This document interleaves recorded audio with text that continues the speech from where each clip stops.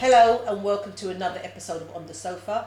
My name is Rachel Onikosi and I'm with the lovely Carla. How are you, Carla? I'm good, thank you. How are you? Very well, thank you. Thank you for joining us me here.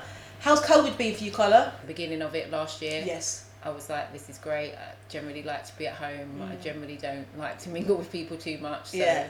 And I can now actually ask people to stand back from me at the supermarket because I've always wanted to do that. Yeah. I used to stand yeah, so you've close. got a valid excuse now.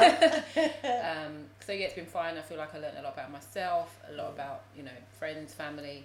I think it's been a really important time for people to be able to engage and tune in. I've said to a lot of people, I've never had this amount of time to myself I don't mean in a I live by myself type of way, but just we work, I work really far and I'm generally, running from home to work, getting up early to run in the morning, and your days are gone. At the weekends I live, in Kent and was in South London at the weekends, getting up at like 7 o'clock in the morning to go to a gym class, getting home at like 9 o'clock in the evening after visiting, family, friends, godchildren. Wow. So I'd only ever really have Sunday at home and then I'd be knackered. And then when you step outside of that and look at yourself, it's like, that wasn't crazy. Like, is that how you were really living your life? So in that sense, it's been very peaceful. This last part, I've struggled a bit just because, not because of any of being by myself, but just because it just feels like it's just going on forever, and I want really to weird, get back to it? the gym. Yeah. Anyway, Carla, look, I'm glad for you to be here. You are an author. I am. Yes, and you have written about 6 or 7 books. I have, but I write, so my writing name on my umbrella is Kloveism. Kloveism, Klove. Yeah. Okay. Yeah. So shall I call Klove through this interview? Do. Yeah. Okay. Yeah. I'll call you up for that, Klove. You've written 6 books now. Yeah. Okay, and they're all based on love and self-care. Well, kind of. So Yeah. I write biographical, mind-graphical poetry. Right. So they're all It's a mouthful. Yes. Yeah. I don't say autobiographical because I just don't. I don't like that term. I say I write poetry and I'm not a poet because I just don't like labels. I don't like terms. I don't want to be defined as any one thing, or that I should write any one thing or in any way. So yeah, it's generally things that I've written that for myself, because I believe in, advocate, teach writing as therapy. And yeah, some of those things I've put in books. Fantastic. So, yeah. What was your main influence? Why did you become an author? I didn't intend. It wasn't intentional. I don't think. I've always written since I was young. Yeah. And I was doing some mentoring with some young girls at one stage and trying to teach them writing as therapy. One young lady asked me if she could read some of what I write, and I thought, no, that's a bit. I can't show you that. Long and the short of it is that I went, I thought I can't, I have to practice what I preach. I can't tell them one thing and not kind of show them exactly what it is. So I started putting some things together because everything, is written in books, and so I had to type some stuff up. And when I did, one of the young ladies said, "Oh my gosh, I think you should write a book. I think you should put it in a book." Mm-hmm. And again, I thought, no, that's absolutely nonsense. I can't, I'm a professional. I'm not an author. Yeah. And one thing led to another. Book 1 materialised, and here we are now, book 6. So it wasn't intentional, but I've always written. Wow. Tell me, you have some books in front of you now. Yeah. Can we have a look at them? So, sorry if they've all got my tabs in them. So this is book 1. So let's have a look. Let's talk about love and pain in brackets. This is book 2. Book 2. Let's talk about love and pain too. Fantastic. Is that you on the front colour? It's a model, is what I'm going to say. Okay. And that's book 3. Let's talk about love and pain, book 3. So they all have subtitles. Fantastic. So subtitle for book 2 is Woman Me. Yeah. And that's I have 3. the feeling that you are the models on some of these. And this is Kloveism. So this is the 4th book. Kloveism is the 4th book. Excellent. And that book is different. They're all different. They're all based on the poetry, but they all have some different elements into them. So in that book I had affirmations and confirmations. I had extracts from my workshops in it. Yeah. So that's why, because it's meant to be kind of like a self-help type book. So you kind of go through and work through some of your own stuff, but here's some of my stuff. Okay. So that's why that one's so chunky. Excellent. And I bought these. This is book 5. Book 5. Let's have a look at that. So the sun, the beginning, the end, and everything in between. And that book sounds very raunchy. has pictures, and so that book is still poetry and biographical and mind-graphical, but it's a love story. So it's about a love that was living in my head that became a real thing. I get the strong sense, unless my vision... So in that book, there's no denying. There's no denying that you are. I can't deny that one. Why not use yourself? Absolutely. So that's book 5, yes? And this is book 6. Book 6. The last one. And brilliant. That one again, there's no denying. Again, this is lovely. She looks amazing. This is book 6, and we call it. It's called I and I. I and I. That's amazing. I wouldn't have noticed that. Yeah, that's really I and creative. I and I. So it's a follow from. Excellent. Right, there's 6 books here. Yes. Over the course of how many years? I think I published my first book in 2013. 13. And then I think I published book 2 in 2014. 14. Books 5 and 6. These two? The first quarantine, yeah. Books 5 and 6 were released during quarantine. To be honest, I started writing book 6 in 2019, probably 2018, but just kept getting waylaid, and then some things happened in 2019, and actually the subject of the book of book 5 manifested and appeared in my life in 2019. So but I got serious about it writing in quarantine in March and putting it together. I did a photo shoot in 2019. And then that one was written and published. Book 6. 6 weeks after I published that one. I'm going to focus on books 5 and 6 for now. Yeah. I know that all of your books are very personal to you. Yes. Your life experiences, good and bad, love and hate, pain and misery and joy. I'm going to ask this question, which might be challenging, but please answer it if you want to. Book 5. Tell me what is it about? Book 5. Okay, so do you know what I'm going to do? If you give it back to me, yes. I think the easiest thing for me to do is to read you the foreword of Absolutely. book 5, because Go ahead. That I write forwards in all of my books. Or should I read it? How would you can feel? read it. So you can. So this is the forward, and you can read the inscription. Oh, that's quite a long forward, isn't it? No, it's 1 page. It's 1 page. 1 page forward. Okay, let's have a look. You read it if you want. If it'll make. Make sure there's no words I can't pronounce. No. Okay, so 1 page up, page 2. Okay, so I'm going to read the foreword of Kayla's 5th book called The Sun, the Beginning and the End, and Everything in Between. Yeah. Here goes. Not many of us will get to say that in their lifetime they lived or experienced their true love story. Not many of us will get to say that they truly loved a person from first sight over decades without them knowing, yet seeing them constantly over time. Not many will get to say that they asked the universe for a specific person, and even though it took what felt like a long time, the universe delivered to them exactly who they had asked for.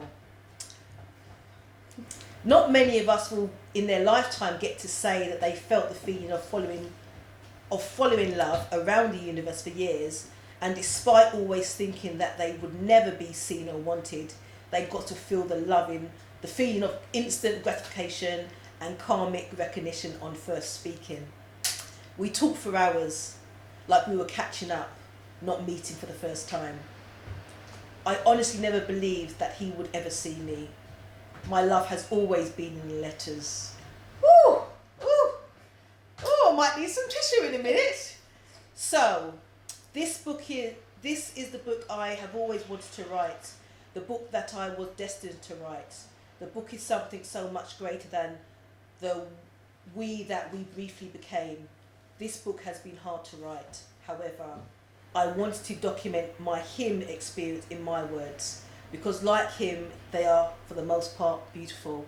Carla, that has been amazing to read. It's touched my soul. I've got goose pimples, no word of a lie. I've never heard anyone else read it out. And it just made me feel emotional. Really interesting and nice to read, because I think a lot of women, but also a lot of men, will appreciate that, reckon that, it will resonate well with them. And I just want to say thank you. That was a real beautiful read. Thank you. Tell me, how has things been since writing that book? It's a personal experience, Yes. so we don't want to use too much tissue here, but how has things been since writing that book and since launching it, etc., and releasing it? It's so I always thought that this would be my favourite book, and for many reasons it is, and it really represents it was my best friend during quarantine.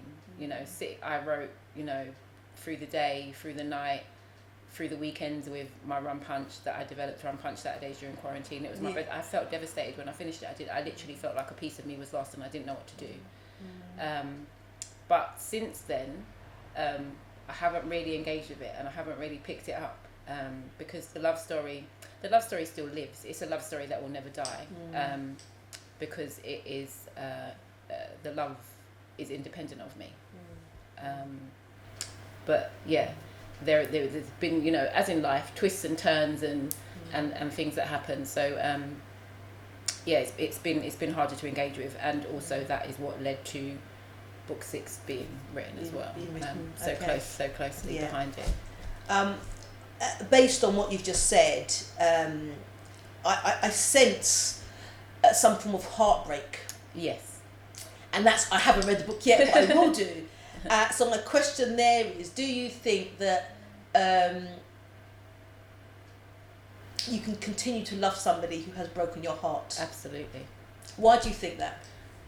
Because I think love is an energy. Love is not... So if there's conditional love, unconditional love, like I say, it lives and moves and breathes independent of you.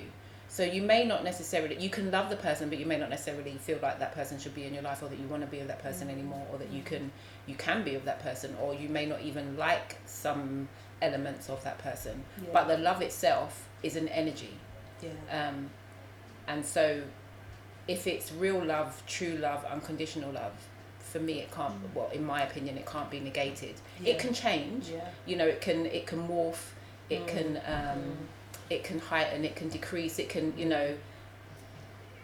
it can transform. But at the end of it, the love is still love. Yeah, I think the saying is, when you love somebody, you never stop loving them. I don't believe that you can. If it's, I just think you can love people in different ways, or it can be stronger or lesser, or you can love, have a love for somebody but be in love with somebody else.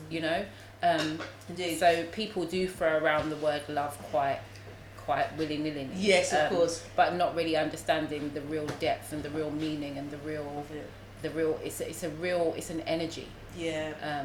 And it's not something, I honestly believe that it moves independent of you, and therefore it's not something that you can control. Yeah. How do you feel that you talking and writing about love and pain, of course, there's a lot of self-care in there as well, has influenced your behaviour in interpersonal relationships, whether they be friendships or love relationships? I think that so I think that in all relationships that I have, I think that sometimes I struggle because this whole empath thing is real.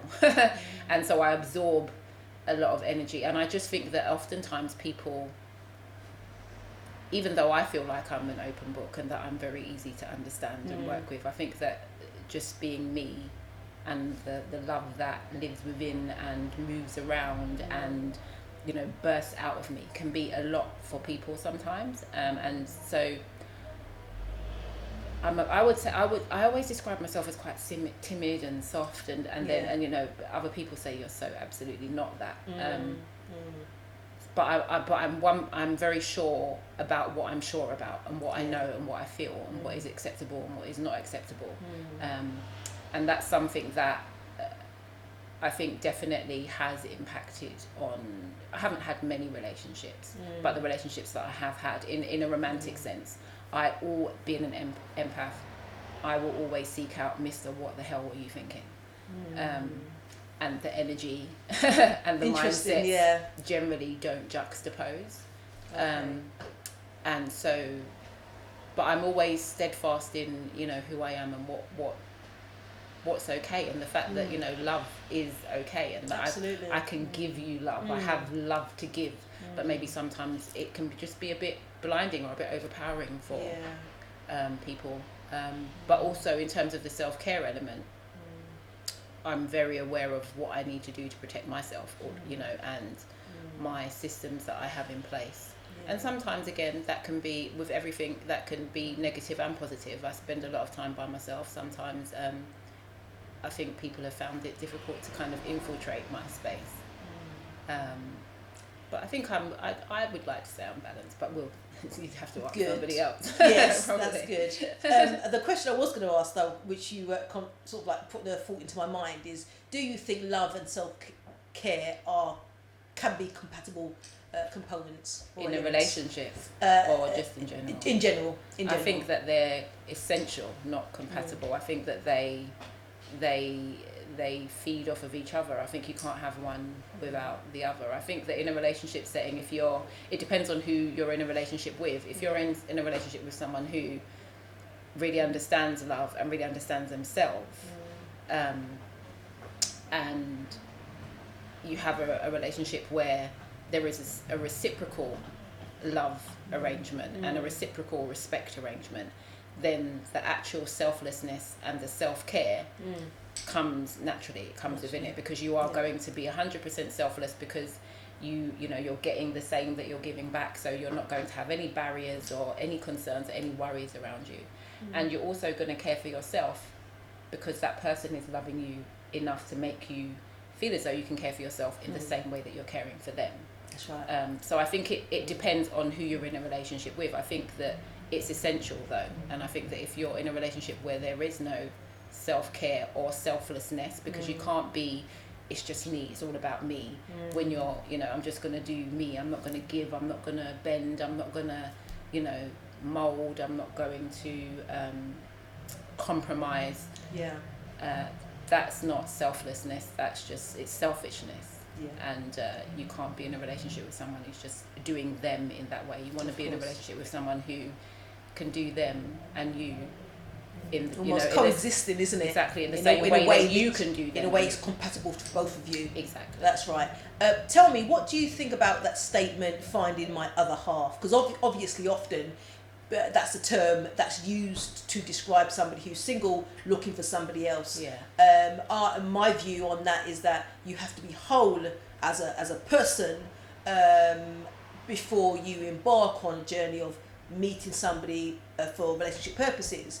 So what do you think about this view of you're not whole yet until you're in a relationship? I don't think any of us are halves. I think that we all are whole. We're all, we are a person. Of course. So I don't think you meet your other half, because I don't think meeting your other half would suggest that someone can fix you.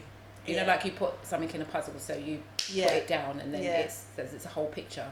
So for me, that's suggesting that someone can fix you, or that there's a piece of you that's not okay or that's missing, that you need someone to plug in, which is not okay.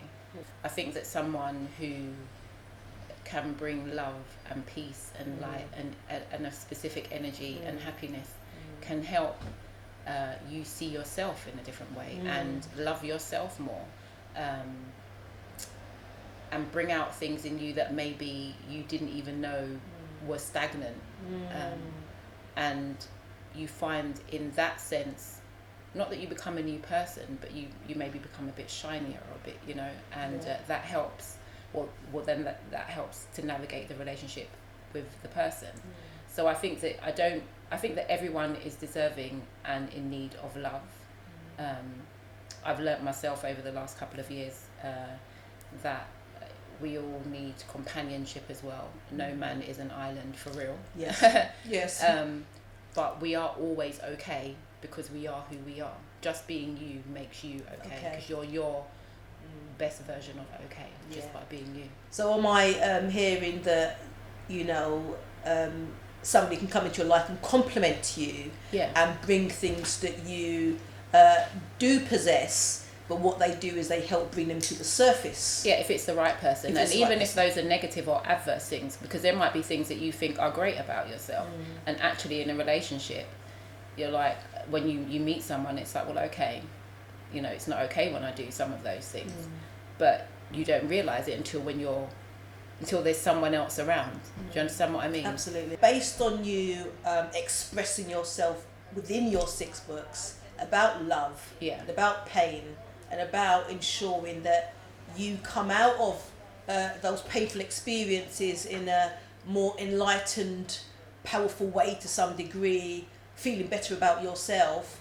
For those viewers that would watch this interview, if they were going through a real difficult time in the relationship because they didn't feel they were being treated like they're worthy or with any respect, from your experiences of actually articulating how you feel down in your books, what kind of advice would you or support could you provide? They can find stuff in my books or that I might say in a workshop or whatever that will resonate with them. But until they look into their self and why are you feeling unworthy? You know, why do I feel like this? Why do I feel like this person is taking advantage of me? Because the reality is no one can do anything that you don't allow. Of course, you know.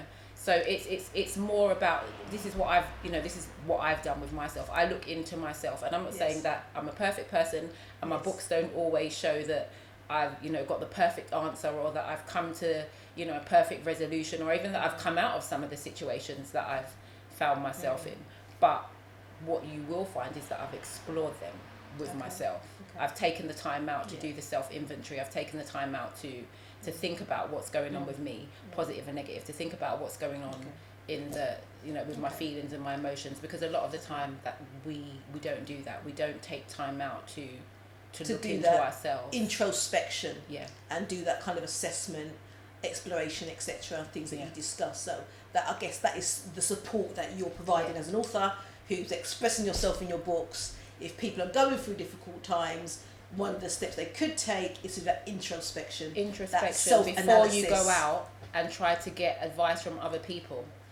Because you have to know what it is going on with you first, and then you can speak to other people and they'll add their 2 pence or whatever, but by then you already know what's good for you, or you have an idea of what is best for you, or where you are at, basically, and then you can lean on other people that may be able to offer you support in terms of things that they've been through, your girlfriends or whatever. But I'm not really one for this whole I'm going to talk to this person, tell me what to do. I know you've been doing your Kloveism events, workshops, and I have received loads of good reviews on that. Tell me a little bit more for our viewers what that's all about. So that's my baby. Love the Kloveism workshops, and literally it is just a group of people, men and women, more women than men, that we come together and we talk about, I throw out topics or whatever, I write workshop questions and stuff, but generally they have a life of their own and they go where they want to go. It was meant to be, you come, you eat and you drink and you socialise, but we're going to talk about this stuff, because difficult stuff, because I'm very passionate about the fact that I think that black men and women don't talk about stuff, whether it's stuff with each other or stuff from childhood.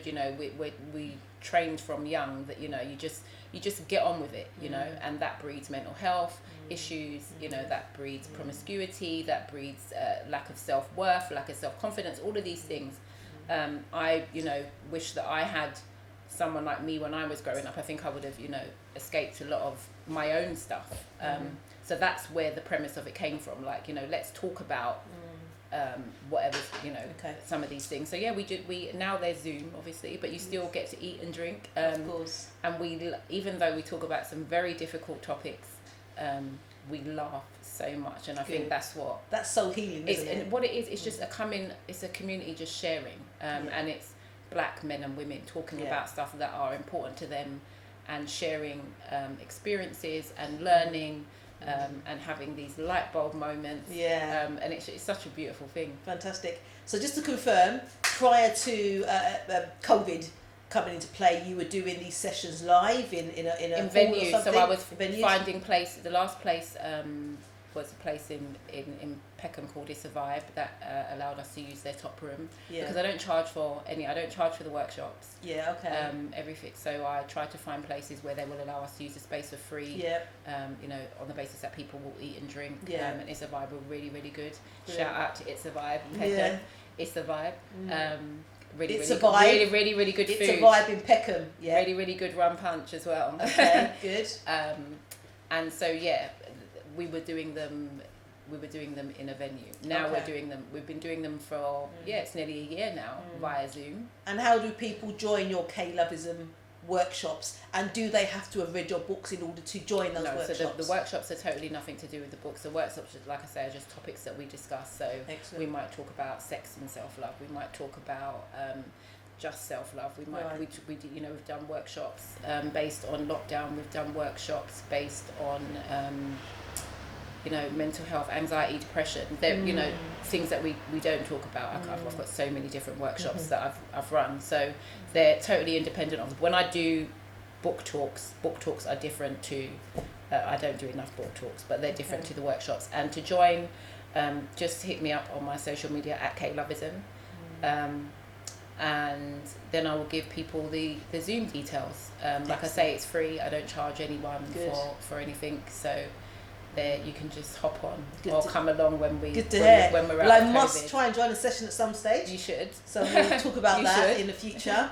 Going back to books now, obviously there might be many people watching this video who want to become an author, have been thinking about it, have got things in paper.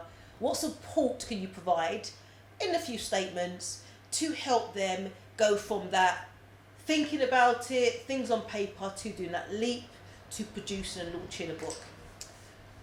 Do it. Don't just think about it, because I thought about it for a while. Do it. Your stories, black stories, fictional or non-fictional, are needed. We need them. And just, reach out to, there's a network of people, if you go on social media, or even if you Google that, I'm a book mentor. Again, I'm so rubbish at this publicising stuff. I really don't publicise myself enough in those things. But there are people that can help you. There are some people that will charge an arm and a leg. There are some people that won't. But start somewhere. It's just start putting pen to paper, because your story is important. You might think to yourself, oh my God, I've got this idea, and I'm rubbish and I won't be able to write anything. And that's one of the things I teach when we do writing as therapy workshops. You can start with one word, and then before you know it, you've got 6 pages. Writing one word every day, or one sentence, or what emotions do you feel about when you think of the colour green? And before you know it, you're writing stuff. So it's definitely possible. But there are people out there like myself who would be happy to mentor you through the process. I self-published, so. It's an online kind of publishing company, so you do everything yourself. Can you name them? Yes, it's Amazon. It's Amazon. Amazon, yes, okay. What's the name of the publishing? It's Amazon. Amazon Direct. Amazon Direct is a self-publishing. It used to be called Create Space. And all your books are on Amazon at the moment for sale. All my books are on Amazon, yeah. But there are black book publishing companies though. There's a lady called Danny Bletchner, I can't remember, forgive me, Danny, I can't remember the name of her publishing company, but she publishes reviews, edits, does the whole, mentors, does the whole thing as well. So there are people out there, it's just, once you make a decision that you want to do it, you will find the people. But just research people that can support you. You also have something we made earlier, your own clothing, with your brand on it. So I just want to show. In fact, what I might do, if you don't mind, is put it on. Can I do that? Go for it. Yeah, it won't take me too long. You've also got cups. Let's have a look. Pens. Brilliant. Notebooks. Yeah. So we've got lots of different things. Masks. Excellent, brilliant. Yeah. So that's really good. So this is for me, yes, okay. What's next for you? I don't know what's next for me, because the universe, decides. So that probably sounds really airy-fairy. No, not to me, it doesn't. I'm quite. I've done a lot in my years, and I'm at a stage now where I'm just hoping that what is next just involves a lot of peace and calm and love. We haven't finished yet, because there are some personality questions I want to ask you. Wow, okay. That's okay. Oh, wow. Shouldn't take too long. Hot. This was a bit of fun. This is. You're late for a big work client meeting, and you know it would not look good if you walk in 30 minutes late. Do you miss the meeting saying that you're sick? Casually walk in as if if this say you're early. Attend the meeting but orchestrate an exaggerated limp. Make a big excuse about a massive car accident as you enter the meeting.